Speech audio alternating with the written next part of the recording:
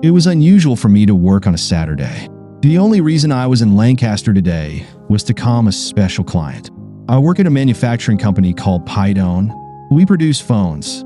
These aren't ordinary phones, but industrial ones designed to operate in extreme or hazardous conditions. They are durable and explosion-proof.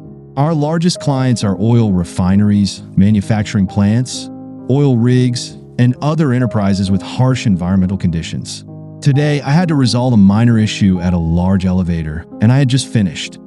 I was filling up my gas tank before heading back on the road when I was pleasantly surprised. "Terry Harrison, what are you doing here?" It was Monica Whitmer, an old family friend. Monica and her husband Brian used to live near Reading, and we interacted a few times. That was a long time ago, and I was glad to see her. "Hi, Monica. I came to Mannheim for half a day to do some work. How are you guys doing?" We chatted for about 10 minutes, and eventually, I followed her to their house for a family barbecue. Monica was from the coal regions, and Brian and his family were from Lancaster.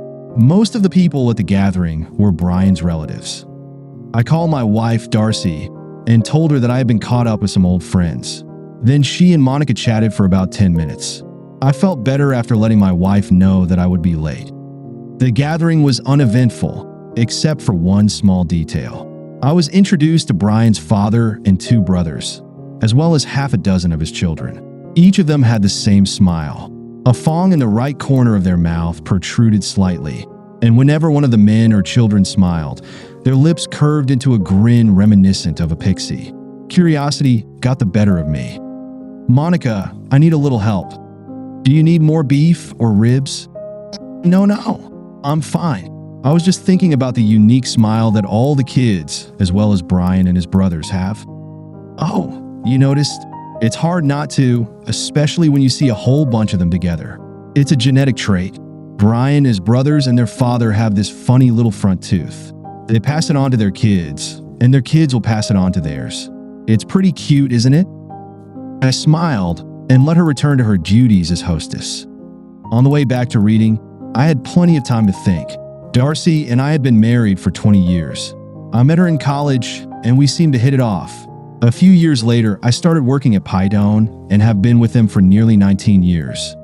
We have 2 18-year-old twin sons, Ron and Rob, who are starting at the University of Pennsylvania in the fall, and a charming little daughter, Jenny, who just turned 14. We expected the boys to get student loans and grants to cover their college expenses, and we hoped Jenny would do the same. Darcy and I had a good life, a cozy home, and 2 nice cars. In 2 years, I would be eligible to participate in the company's pension plan, and we would have a solid retirement account. Over the years, the company had offered me relocation opportunities several times, but Darcy was adamantly against it. Otherwise, we got along well. Our sex life was good, if not thrilling, and there seemed to be no issues in our marriage or relationship. Darcy prepared a light dinner because she knew that after the barbecue, I probably wouldn't be able to eat much. She asked how everyone was doing and expressed regret that she hadn't been there. Jenny sat across the table, eating silently. The boys were out somewhere, doing what boys their age usually do. Everything was fine until Jenny looked up and smiled. Her right lip curled, revealing a protruding tooth, and she suddenly resembled a little pixie. My appetite vanished completely, and I excused myself from the table. I had no doubt that Jenny was Brian's daughter. Around the time Darcy became pregnant with Jenny, our sex life and relationship in general started to cool down. Darcy never refused me sex, but the spark and passion were missing. I thought it was natural and didn't dwell on it too much.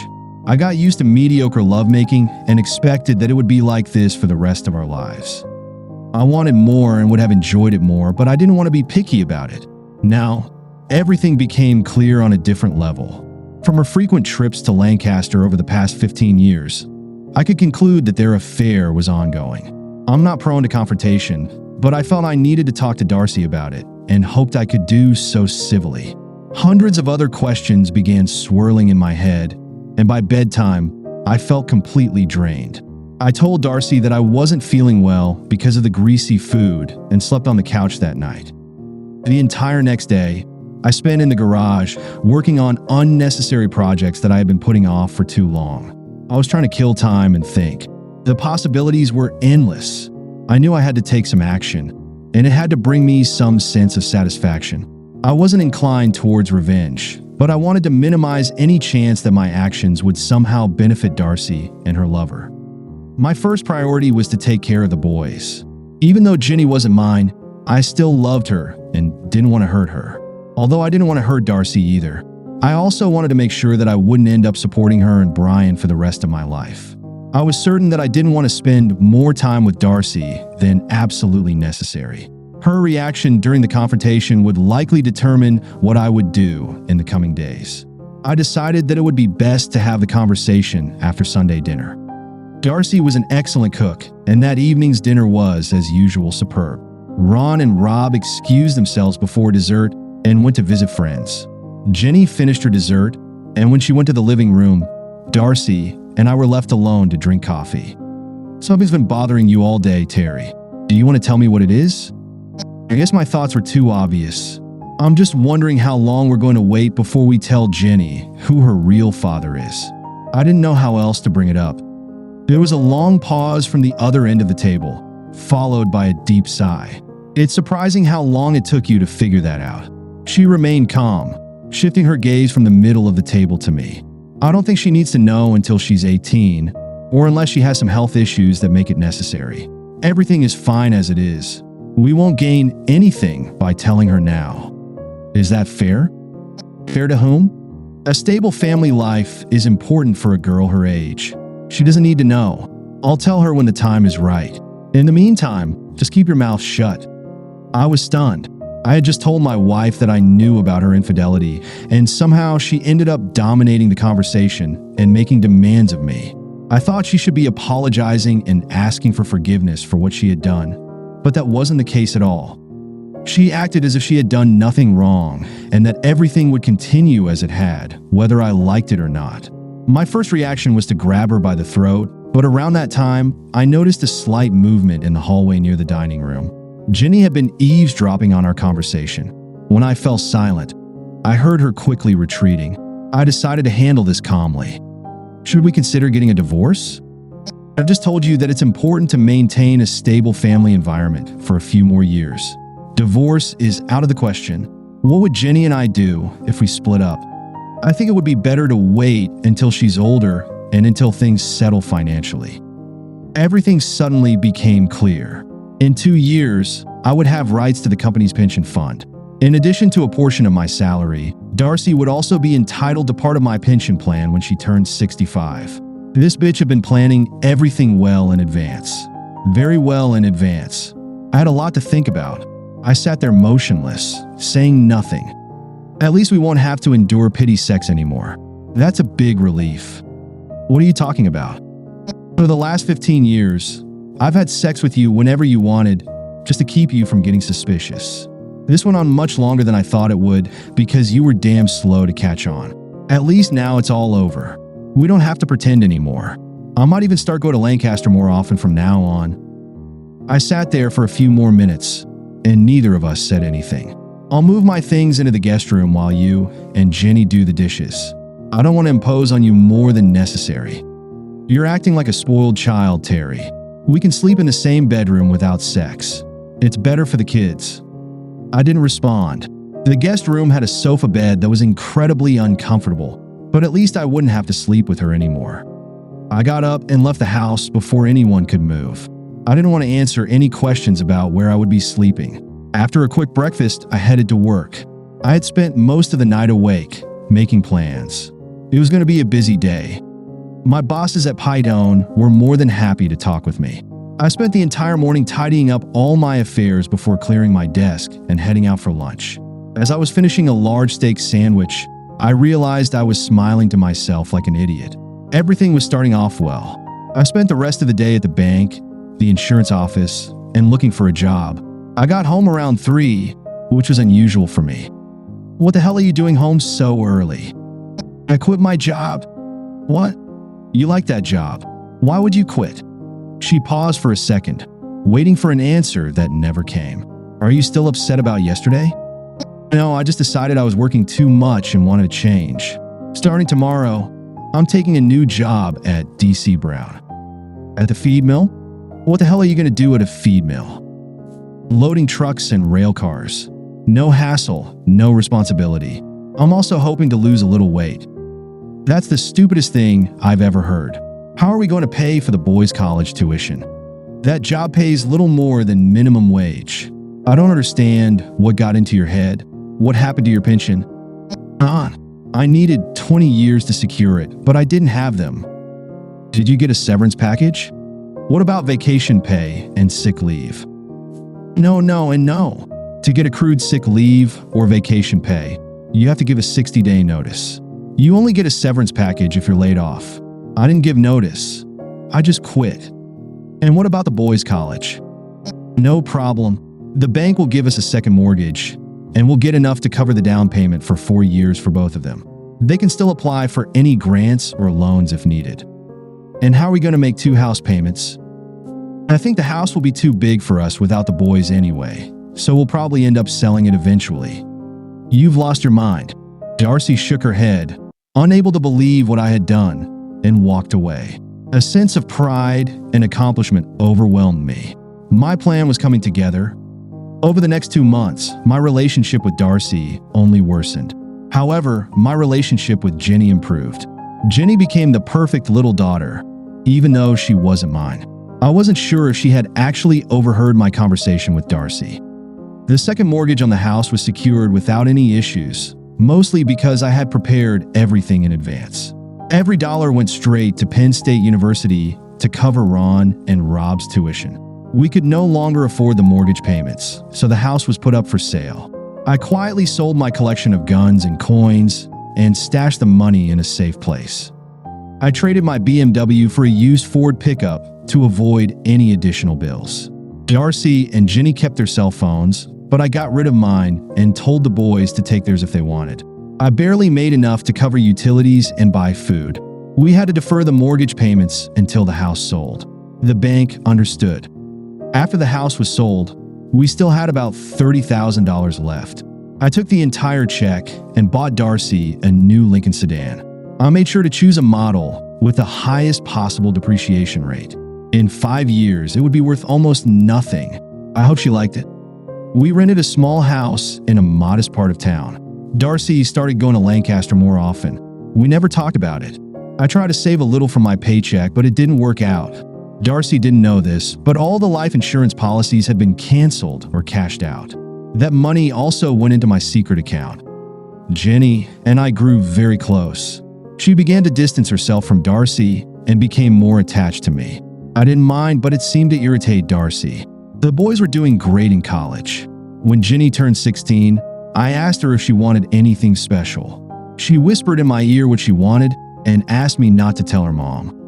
Darcy was absolutely furious when she saw that Jenny had her right canine tooth removed. Because it was growing out so much, the dentist was able to remove it without leaving a gap where it should have been. There was a small sore spot on the gum where the tooth had been, but he said it would heal without a trace. Jenny was thrilled. Darcy didn't speak to me for an entire week. I thought it was a great gift. I lost almost 15 kilograms working at the feed mill. With the right lighting, it even looked like I had abs. I think I was fooling myself, but it was nice to dream. The first few weeks, everything hurt, but over time it became enjoyable to exercise.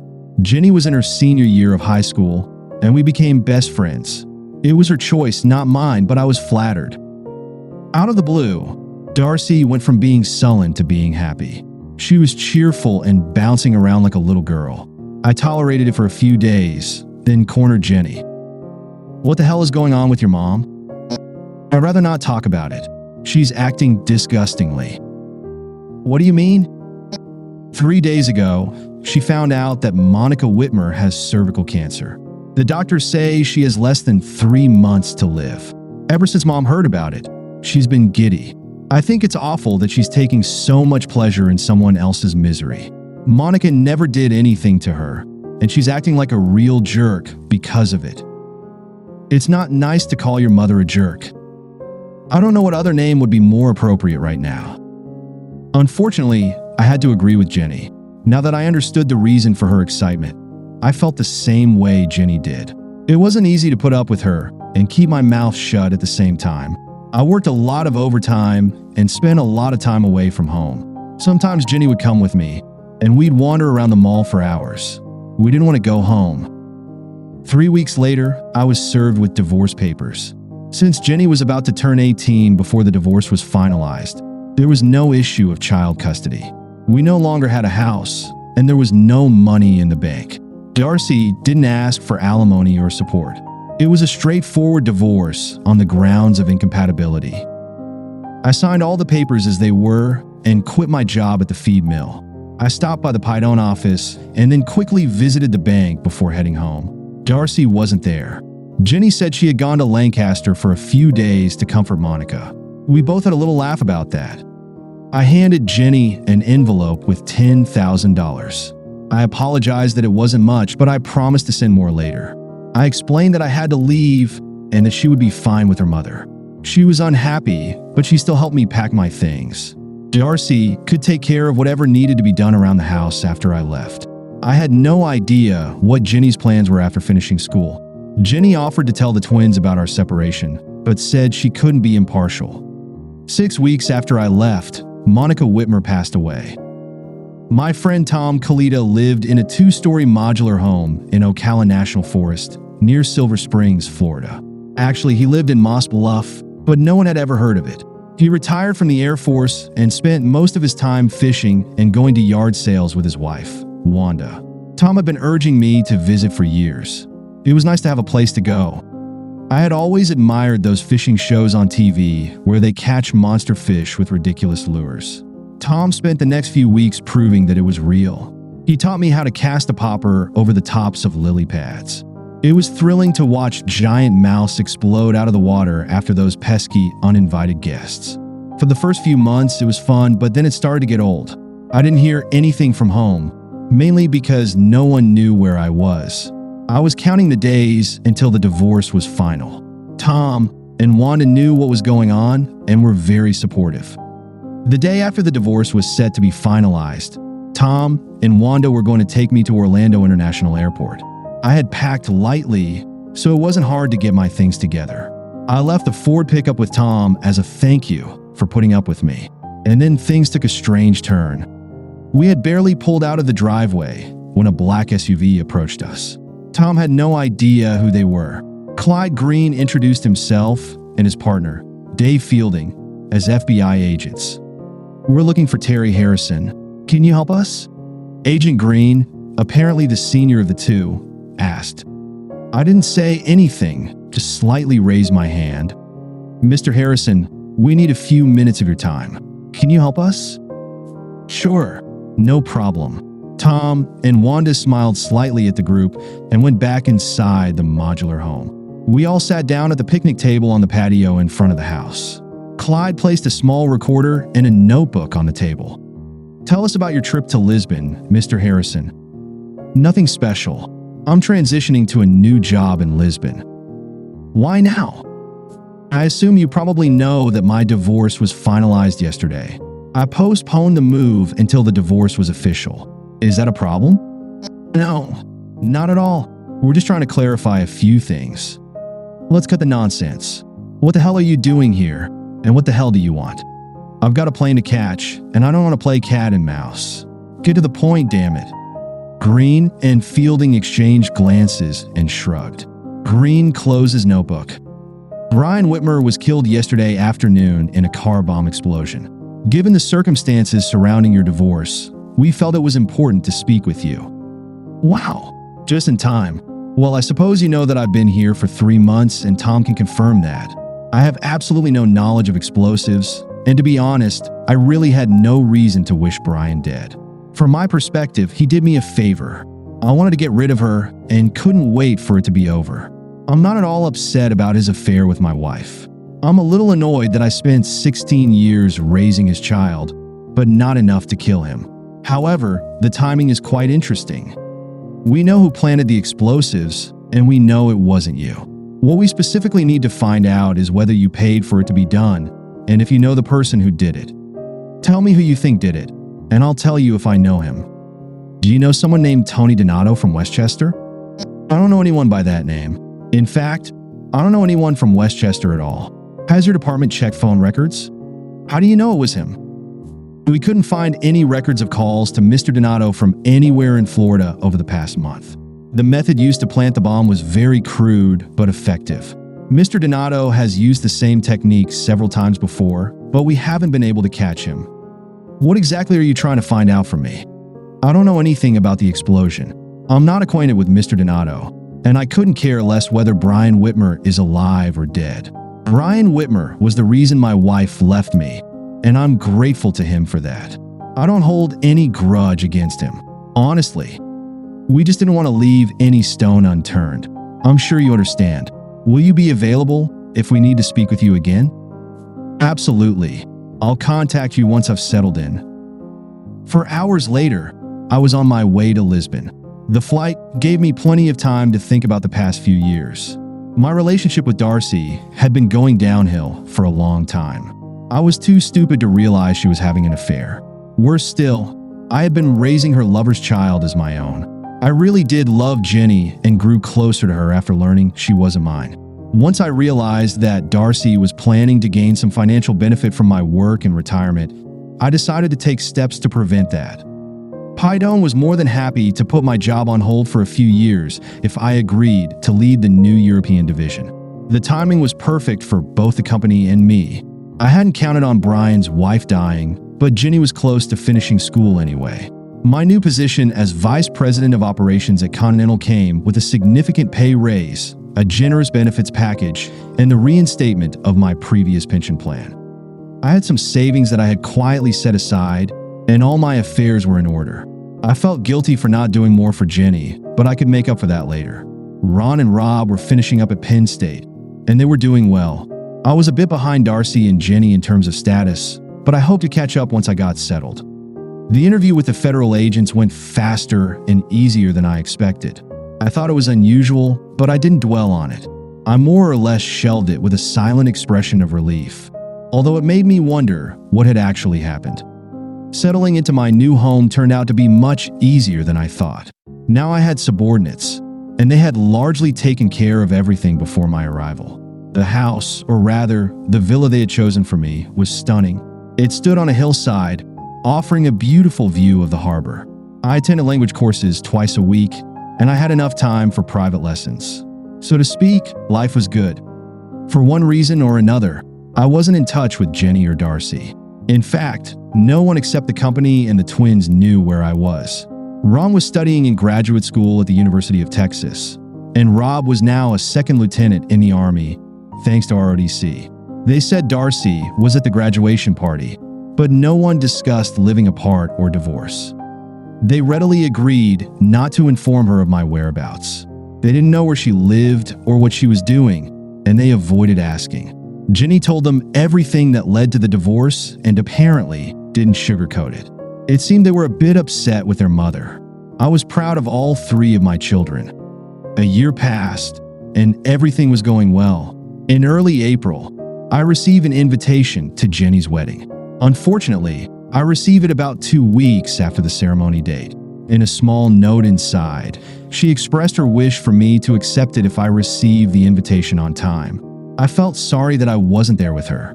It took my assistant about 2 hours to find out the current address and phone number of Frank and Jenny Connie in King of Prussia. "Hi, Jenny, it's Dad." "Dad? Dad? You got my invitation. I've missed you so much." "Hey, slow down, slow down. It's all good. I'm just sorry I didn't find out about the wedding until it was too late. I'm really upset that I missed it. It was wonderful, and even though you weren't there, everything went perfectly. I really wanted you to walk me down the aisle. Frank is a great guy, Dad. You'll like him. He just got his degree in electrical engineering, and hopefully, he'll start his new job in a couple of months." Jenny was chatting nonstop. She seemed as excited about talking to me as she was about the wedding. I was happy for her. "I didn't get you anything. What do you need or want?" "I need to see you and introduce you to Frank. Can you come visit me?" "Not right now, but why don't you and Frank come visit me? I've got a beautiful place and plenty of rooms.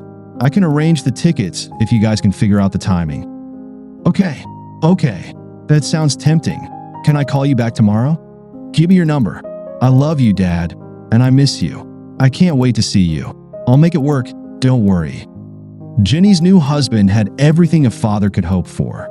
He was handsome, hardworking, and ambitious.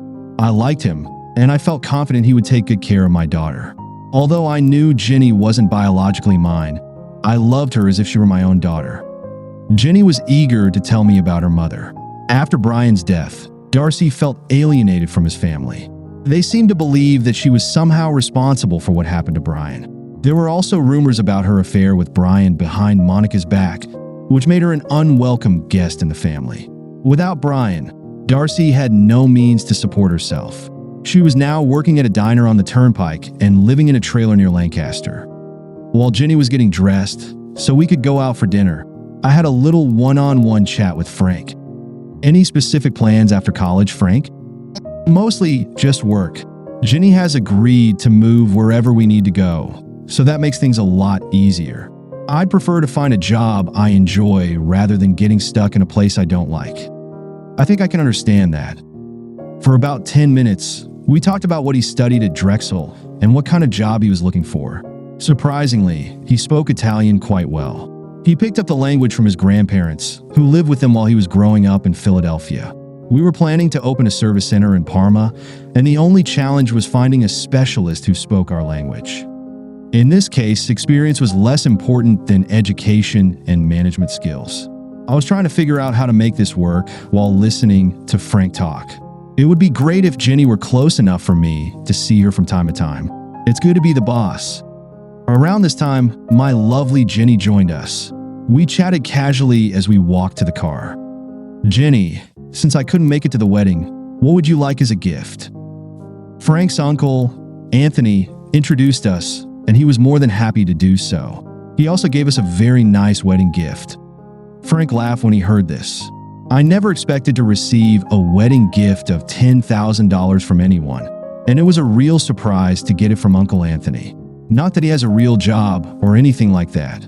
I'm not sure where he gets his money, but it was definitely appreciated. Well, I'll have to remember to send Uncle Anthony Connie a nice letter to thank him personally. Oh no, he's an uncle on my mother's side. His last name is Donato. I glanced at Jenny, and a slight smile appeared on her face, like a pixie's, only without the protruding teeth.